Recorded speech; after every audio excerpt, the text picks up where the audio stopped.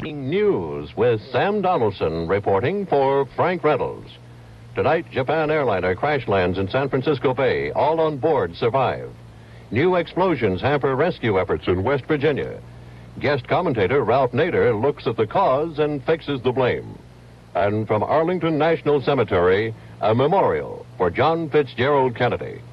Now, here is Sam Donaldson. Good evening. Japan Airlines Flight 2 crashed in San Francisco Bay today, but all 107 aboard escaped without serious injury. The DC-8 jet apparently missed the runway on its landing approach because of heavy fog.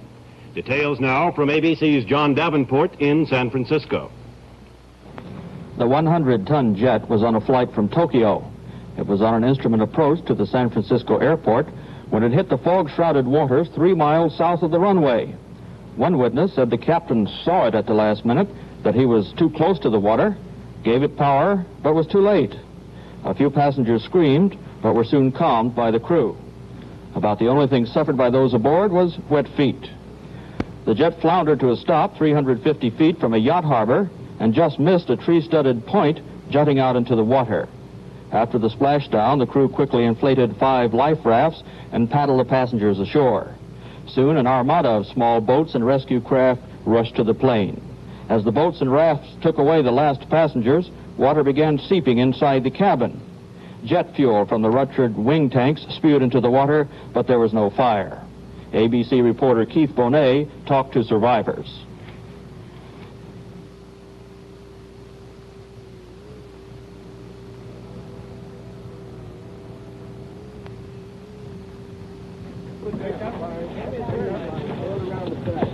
Can you tell me what happened, ma'am? I heard a cracking noise and the plane hit the water. How about you, sir? Well, we came in mighty low, and then all of a sudden we were in the water. It was very, very rapid. Among those rescued were 6 children. One of the passengers said it was a perfect water landing. He said as soon as the plane hit, he could see the water surging through the engines. Another said, "I thought I was going down for the last time. I got out on the wing, into a life raft, and all I got was wet feet." As on the high seas, the last to abandon ship was the captain. Captain Asso directed the rescue operations.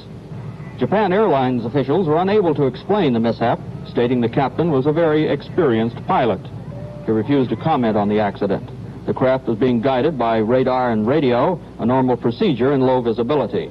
ABC reporter Maudel Carey talked to a survivor.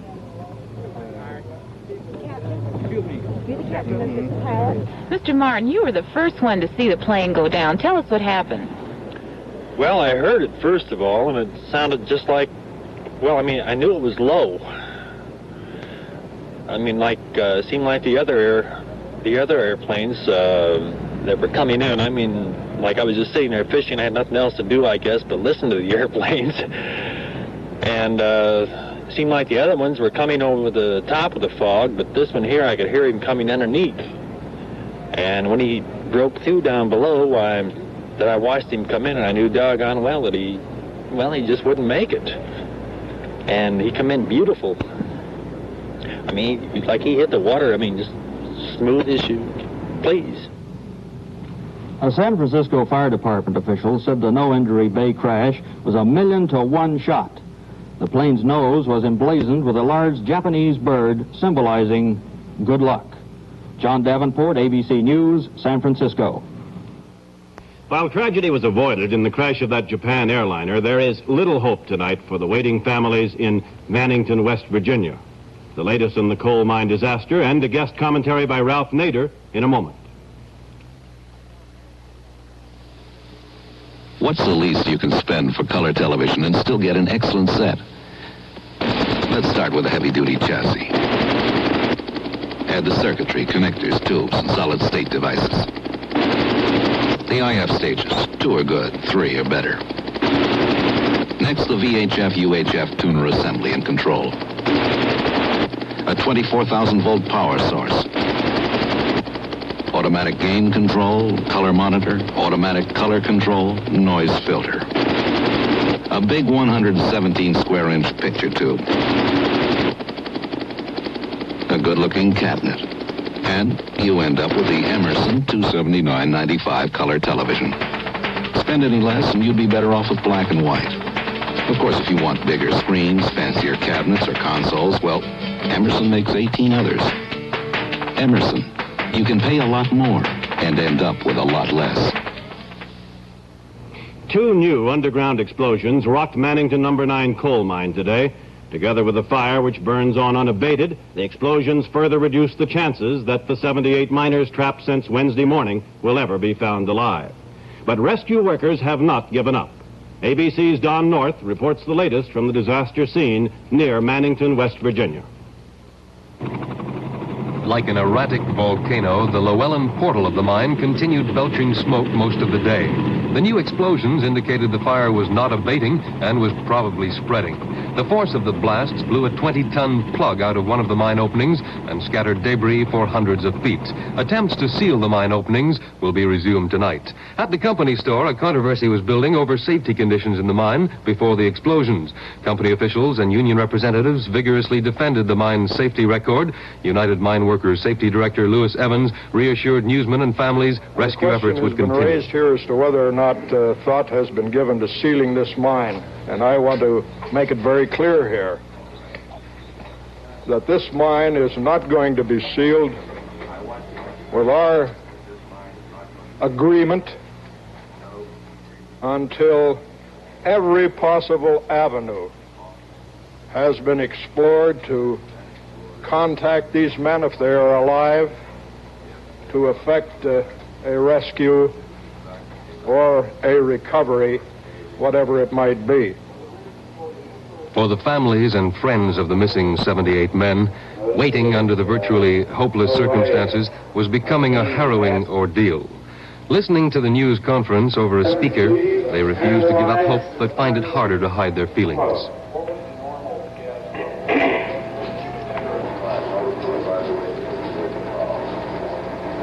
Well, I think to the best of our knowledge, this is a normal situation. Through the afternoon shift, which are the last people we've been able to talk with, the ventilation was normal on these sections.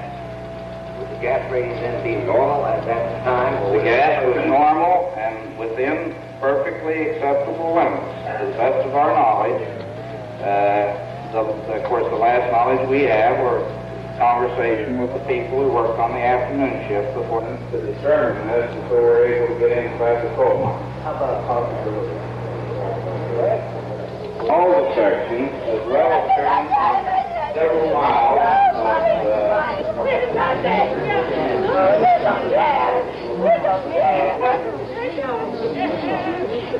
the atmosphere in the whole.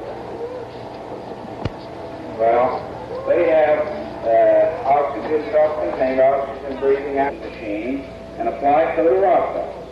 Then we come along and continue to repeat this thing. After 3 days of waiting, the strain had begun to tell on some of the wives, but still they stay on at the company store. It's their last link with 78 men they miss. There is only one small hope for the missing men now. High-speed drills are churning through the ground toward the mine's main tunnel, 800 feet below. If any miners could have sealed themselves off from smoke and flames and survived the explosions, the narrow drill hole could prove a lifeline for them, not for escape, but for supplying fresh air and food. At the present drilling rate, they'll break through Saturday night. Don North, ABC News, number 9 Mine, West Virginia. The cause of Wednesday morning's explosion is not known, may never be known. But the Interior Department conceded today that the most recent federal inspection of the mine, made last August, uncovered a number of deficiencies, including an excessive amount of highly explosive coal dust in one of the mine's corridors. A spokesman for the department emphasized that the company took measures to correct the deficiencies, and to use the words of the department spokesman, there was nothing to indicate that disaster was imminent. And what can be done to avoid future mine disasters? ABC guest commentator Ralph Nader discusses the problem. This week, the worst U.S. coal mine disaster in 17 years occurred near Farmington, West Virginia, with a probable loss of 78 lives. Rushing to the scene were officials of the coal company, the United Mine Workers Union, and the U.S. Department of Interior. All had the same message: coal mining is a dangerous business, and such explosions are part of the risk. The reason why business, government, and union leaders hum the same tune is that for years they have failed miserably to protect the health and safety of the hundreds of thousands of coal miners who work in this country's most dangerous occupation. The miners call this large Farmington, West Virginia coal mine hot, which is their word to describe the existence of gassy or dangerous conditions. Such conditions are preventable, but the mining laws are weak and openly violated.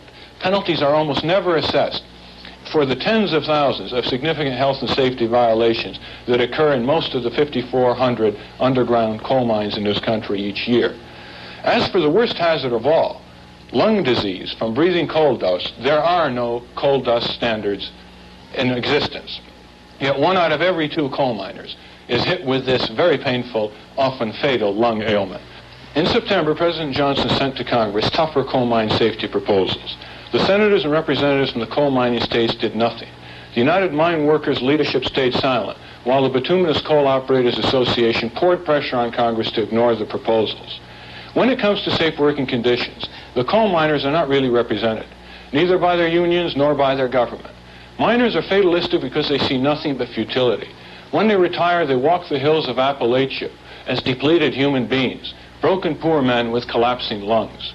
The stark challenge facing Congress next year is whether it will pass humane legislation with tough penalties for violators, or whether it will allow the coal industry and its governmental and union minions to continue making coal miners cheaper than coal. This is Ralph Nader. The French franc and devaluation. That report next.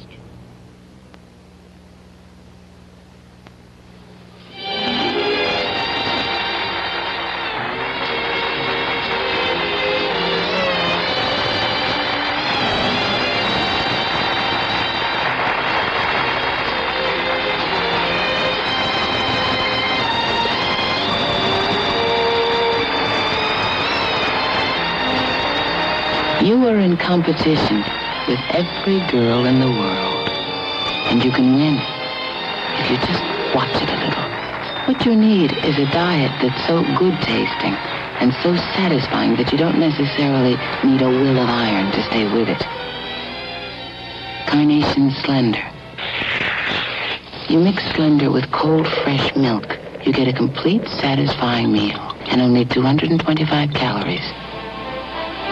Slender, because there's so much competition these days, and because we'd like you to win.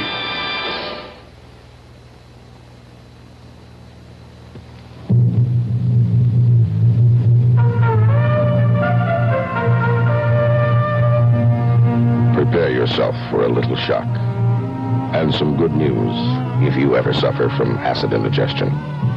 This little tablet soothes and cools acid indigestion so effectively, it's hard to believe. It contains one of the most effective medicines ever discovered for acid indigestion. In tests on people at a famous medical center, it neutralized burning stomach acid faster and longer than every leading pill and liquid tested. It worked so well, it's hard to believe. Prepared for a little shock. It's Tums, the medicine that's hard to believe till you take it. Tums, now in peppermint and 4 more flavors. In Bonn, West Germany today, the richest trading nations, 10 of them, agreed to extend to France nearly $3 billion in loans and credits. This to ease the attack on the franc. There was no official announcement that the franc would be devalued, but devaluation is expected soon, perhaps by tomorrow. The Paris newspaper François went so far as to headline today's editions, "Devaluation of the franc by 10% maximum." For an explanation of just what devaluation is, here is ABC's economic editor, Louis Rukeyser. Devaluation is a long word for a simple condition. It's what happens to a country when it lives too obviously beyond its means. When that happens, the rest of the world acts just like your local bank would if you did the same thing. It tells that country that its credit is no longer quite as good as it used to be. Politicians always like to pretend that their currency has been devalued because of irresistible outside forces. Those ultra-anonymous Swiss bankers are one favorite villain. And this coming weekend, we can expect to see President de Gaulle pointing his imperious finger at us sinister Americans. But the plain fact is that devaluation is a condition which countries bring on themselves. France was torn last spring by student riots and widespread strikes. To get off the hook, the government agreed to huge pay raises. And then, surprise of surprises, it found that prices went soaring out of control too. In the end, the inflation was so great that French products could no longer compete successfully in world markets. And the inevitable result was the cry for devaluation. Equally, when the British devalued the pound a year ago, they had no one to blame but themselves, though their leaders never quite confessed to this. Again, wages and prices were rising faster than productivity, and eventually they had to devalue. Now they're in trouble again, because they apparently didn't realize that while devaluation may become a necessity, it is never a solution. It's just a warning, and those who ignore it get punished again and again. Why, France has had 14 devaluations already in this century, which may explain why so many Frenchmen hoard gold. The obvious lesson is that nobody is immune from the laws of arithmetic, and there's nothing written in stone that says we Americans are exempt from the threat of devaluation. One of the first problems facing Richard Nixon will be to bring America's inflation under control at home and its spending under control abroad, if the U.S. dollar is not to follow the example of all those francs and pounds whose countrymen thought it could never happen there. This is Louis Rukeyser in New York. To prevent devaluation of the British pound, the Labour government today raised the already high taxes on cigarettes, beer, and whiskey, and imposed a 10% sales tax on many other items. Stiff restrictions on imports were also put into effect, and prices tumbled on the London stock market. On the New York Stock Exchange today, Dow Jones Industrials were up nearly 2 points. More than 15 million shares were traded. The New York Stock Exchange Index was up 21 cents. On the American Stock Exchange, nearly 8 million shares were traded, and the American Exchange Index was up 20 cents. North Vietnam demands that expanded peace talks begin immediately, without the Saigon delegation. That story in a moment.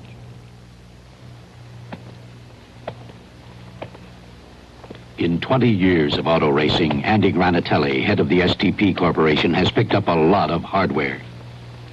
And the cars he's brought to the Indy 500, like the revolutionary STP turbine cars, they've taken some hardware too.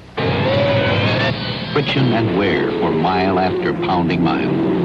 That's why Granatelli's cars all have STP oil treatment on their side. STP is the racer's edge.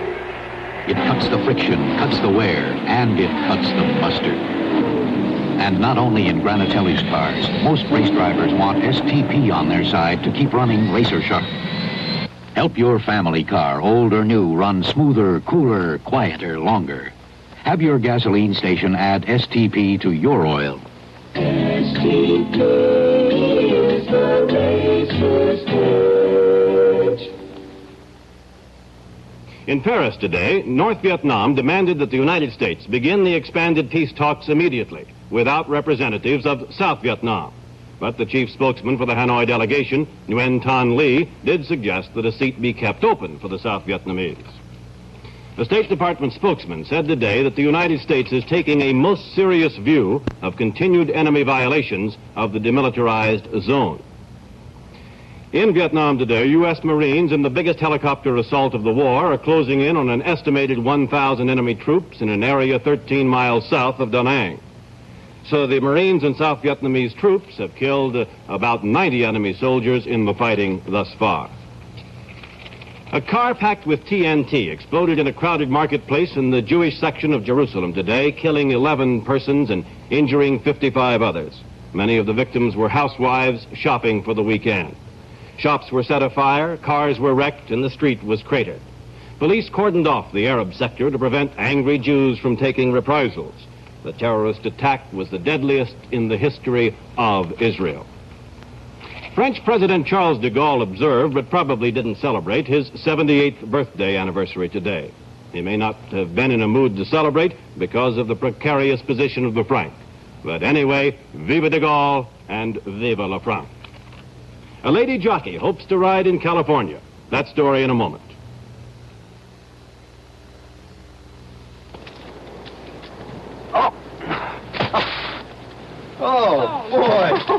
take half our weekend just to get started.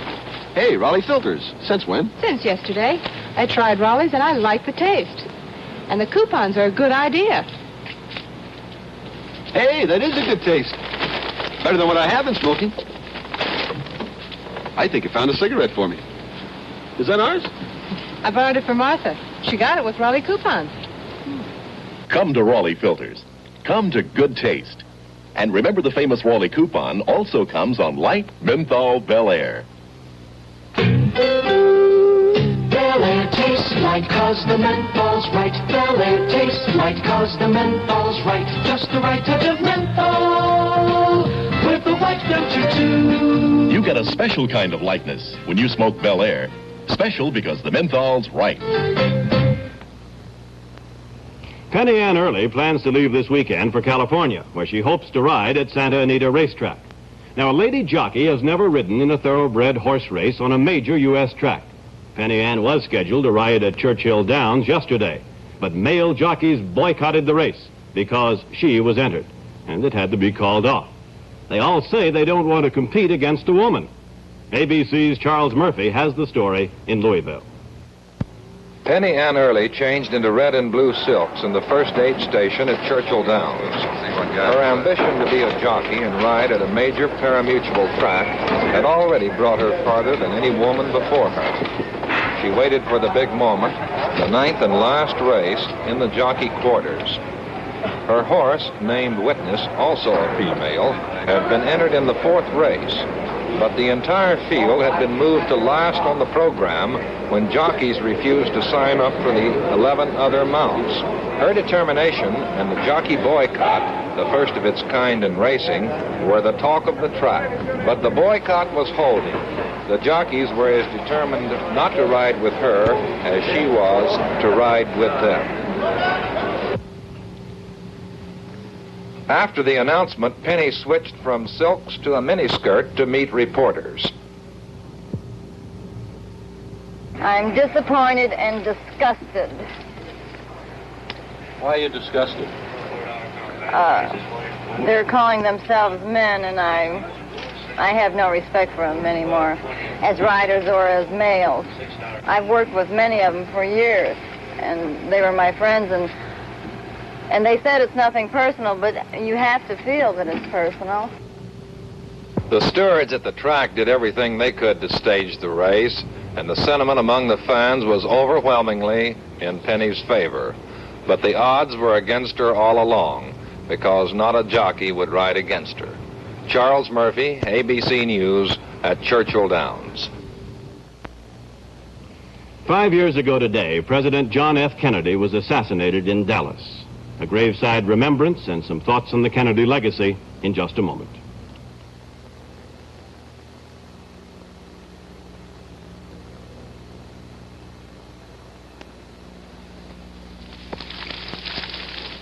Hello, I'm Eve, and I live here in the Garden of Eden, and it's really paradise. A lot of these juicy apples hanging around. Did you know that apples make you wise? And an apple a day keeps the doctor away. Anyway, Ocean Spray took a lot of these juicy apples and they stuffed them into this bottle and they threw in a few little red cranberries and they shook the stuff up and they call it Ocean Spray Cran-Apple Juice. Oh, wow. It's great. I know that the cranberries give it a great tang, but really it's largely apple juice. So I don't understand why Ocean Spray calls it cran-apple. Like, I think that it should be called apple cran, right? Ocean Spray ought to wise up.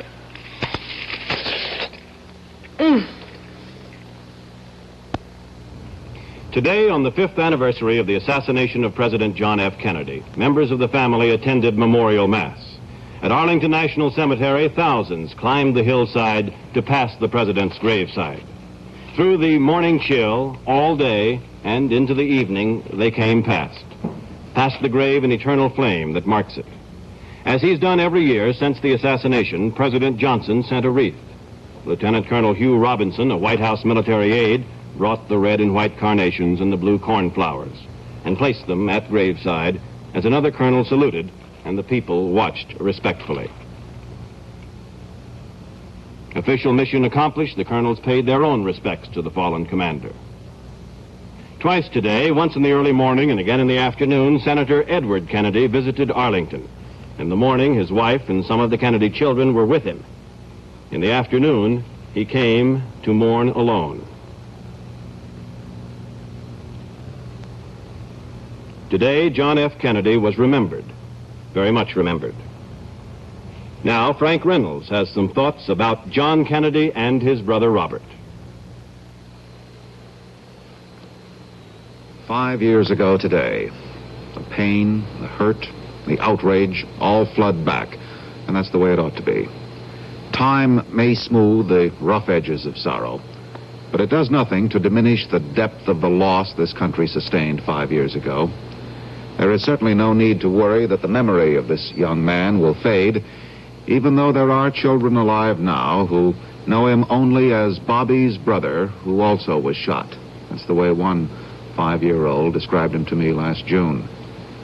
The steady line of patient people moving through the hills of Arlington, however, every day, rain or shine, leave no doubt that John Kennedy's eternal flame burns as brightly now as ever, and will, hopefully, for generations to come. 5 years does make possible an unemotional appraisal of his presidency, and it must be said there are those who find it unimpressive in certain respects. His 1,000 days produced no great tide of landmark legislation. The Congress was not receptive to all his ideas. But the effectiveness of a presidency, as indeed of a life, cannot be measured solely in charts and graphs of things done and not done. And I sometimes think that President Kennedy's greatest gift to his country was a sense of concern, of involvement. He was, above all, the unremitting, untiring enemy of apathy. This same intolerance of indolence, this unwillingness to settle for the status quo, was certainly the hallmark of Robert Kennedy's life, especially after November of 1963. As always, we honor them both best by emulating their best, and that was not to be found in their style or grace or wit, but in their concern and compassion. This is Frank Reynolds. And that's tonight's News and Comment. I'm Sam Donaldson. Frank Reynolds will be back on Monday. Good night. Special thanks this week to stations WTAE-TV Pittsburgh, WLBW-TV Miami, KGO-TV San Francisco, KABC-TV Los Angeles, and KHVH-TV Honolulu for their help in preparing reports from their areas. Monday through Friday in color, the ABC Evening News with Frank Reynolds. Mississippi Democrat John Stennis, chairman of the Senate Preparedness Subcommittee, will be the guest Sunday on ABC's Issues and Answers at 1:30 Eastern, 12:30 Central Time. This has been a presentation of ABC News.